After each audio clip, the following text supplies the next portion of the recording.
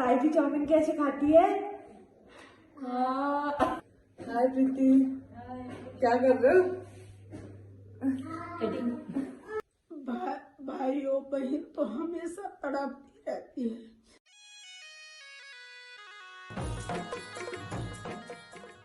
Very good morning guys and welcome back to my blog. Hope so आप सब स्वस्थ होंगे, मस्त होंगे। मैं भी एकदम मस्त हूँ। चलते हैं अपने नए दिन के साथ, अपने नए ब्लॉग की शुरुआत करते हैं। अब ब्लॉगिंग की शुरुआत आज मैं करूँगी चुटकी से चुटकी। अच्छा, इसमें डालेंगे, उसके बाद हाय बोलेंगे। हाँ, ऐसे नहीं, ऐसे। अब हाय बोलो। अच्छा, पी के दिखा रही है गाइस, ऐसे पीते है ना। अरे अरे अरे अरे, ऐसे पीते हैं। हाँ, आप टाइम खींच कर दी। हाँ, फिनिश हो गया। अब ये फिनिश हो गया। हाँ, फिनिश।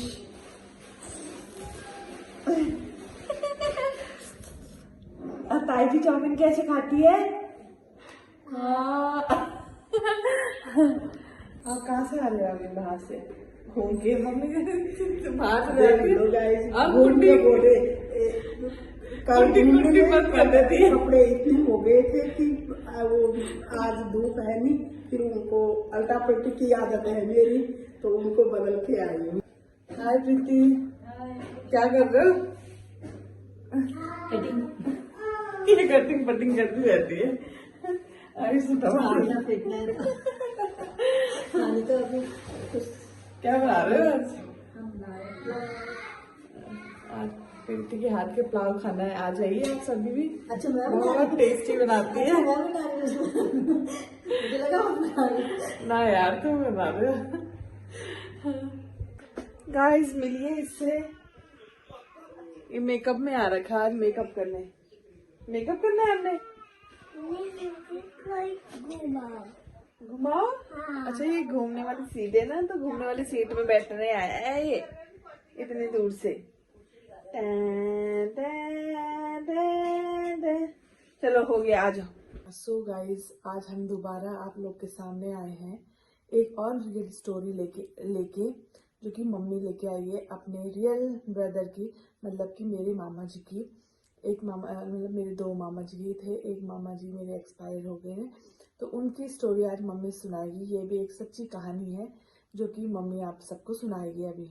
मेरी अपने छोटे भाई की कहानी है ये वाला गांव अगस्त मुनि उत्तराखंड में पड़ता है, जिला रुद्रप्रयाग में। वो बहुत तैराकी था, बहुत वो था। वो श्रीनगर विश्वविद्यालय में जॉब करता था और वहाँ से वो छुट्टी लेके घर गया था।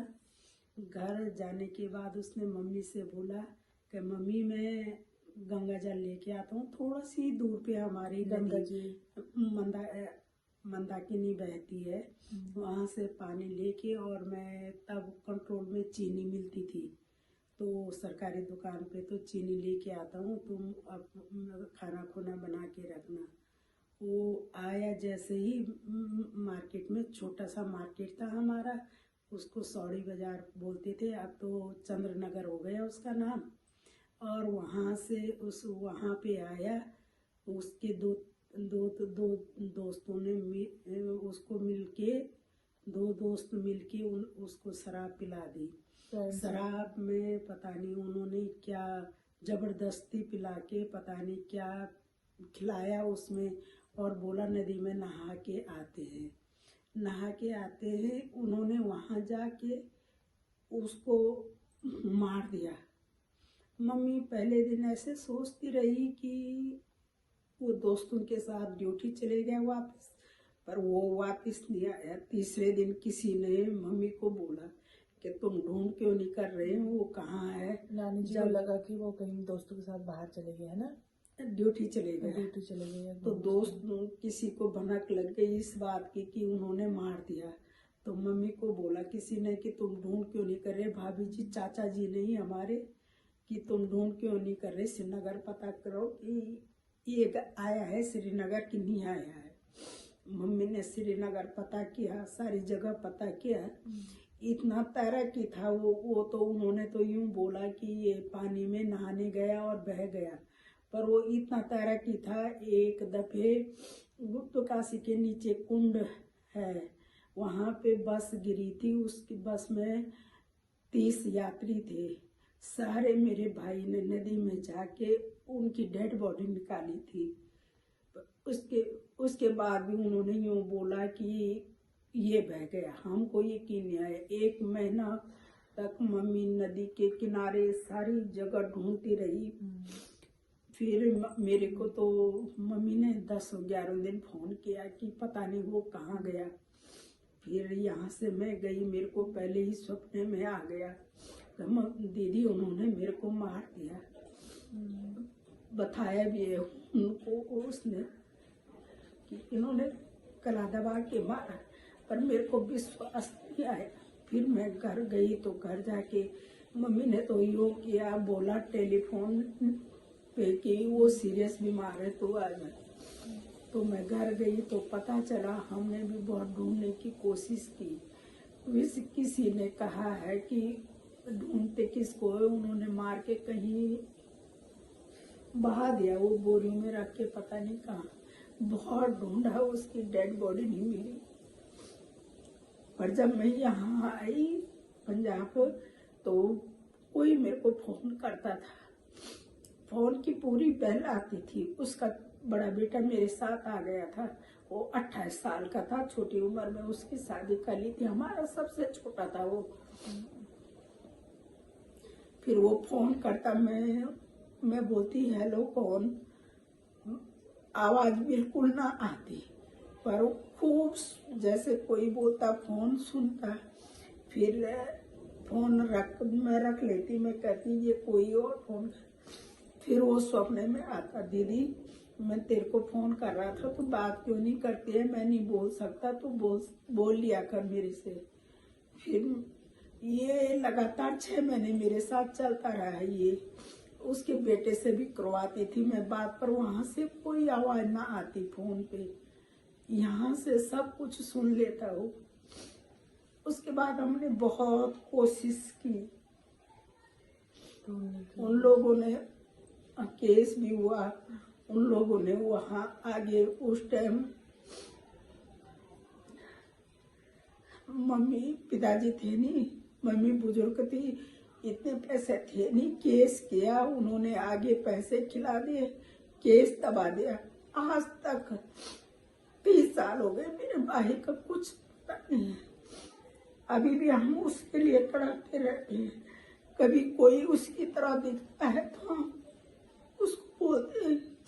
हमारा सबसे छोटा था। एक दफे हम कॉलेज, तब मैं 9वीं में पढ़ता था, वो 7वीं में पढ़ता था। और जिस सहेली की मैंने पहले कहानी सुनाई थी, हम तीनों, उस टाइम हमारे पास घड़ी नहीं होती थी, 50 साल पहले की बात है। तो हम 3 बजे उठ के ना, तब लकड़ी के सहारे उजाला करके हम सड़क में आ गए। थोड़ा सा पैदल था हमारा सड़क में उतरने के लिए। तो जब हम सड़क से जा रहे थे तो मैं और भाई तीनों, तो हमको यहाँ ऐसा लगा कि सड़क के किनारे कोई बुजुर्ग बैठा है। तो हमने सोचा रात खुल गई, कोई बैठा होगा। बस का इंतजार करते करते हम चलते रहे, जैसे हमारे पीछे कोई आ रहा है, ऐसे आते रहे।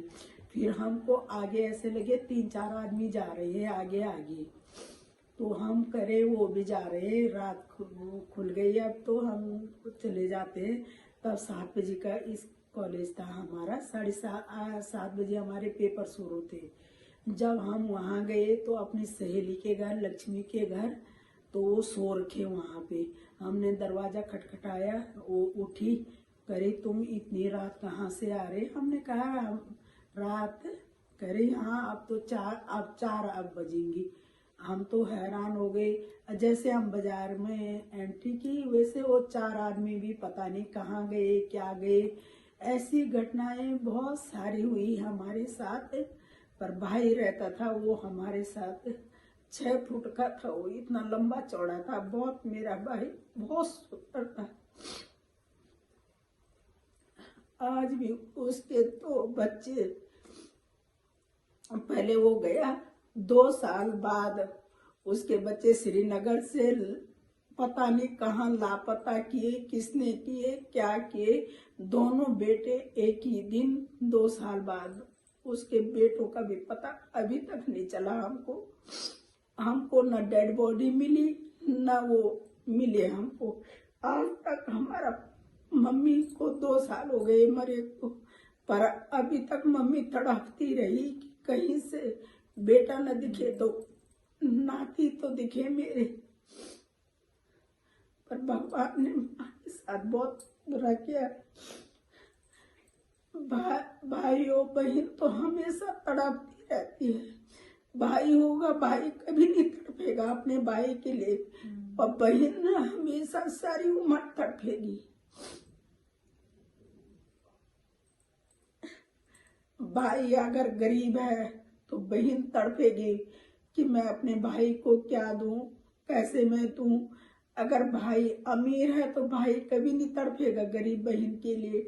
ये मैंने देखा है। एक भाई और है हमारा, पर जब से मेरा छोटा भाई गया है तब से मेरा मायके जाना बंद हो रखा है। मैं नहीं जाती हूँ। बस आगे मैं कुछ नहीं बोल सकती हूँ, क्यों नहीं जाती हूँ, कैसे नहीं जाती हूँ। पर उस टाइम से जब माँ आपसी सीरियस बीमार हुई थी तो माँ को देखने गई थी मैं। मम्मी ने बोला था कि मेरा, वैसे मम्मी ज्यादा मेरे पास रहती थी 2-2, 3-3 महीने। आज के टाइम पे मेरे को बहुत, चाहे मैं उम्र भी बड़ी हो गई, पर मैं तभी भी मायके के लिए बहुत तड़पती हूँ कि जैसे लोगों के भाई बुलाते। हमारा भी छोटा भाई आज बचा रहता है, हमको भी बुलाता। मेरे को और बहने तो जाती है,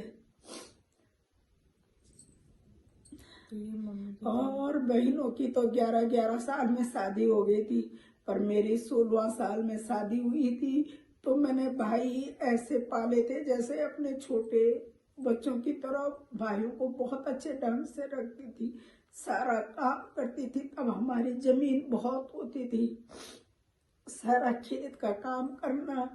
2-2 भैंसें रहती थी, उन भैंसों के लिए घास काटना। पर अब मेरे को वही यादें सताती रहती है कि क्या होगा मेरे को। अब मैं वहां पे जाती भी हूँ तो मैं मायके की चौखट पे नहीं जाती हूँ। तो यही कहानी है मेरी। बस ये मम्मी जी की छोटी सी कहानी है, जो रियल स्टोरी थी ये भी मम्मी की। तो आप सब को पसंद आई ये स्टोरी। अब मिलते हैं अपने नए ब्लॉग में।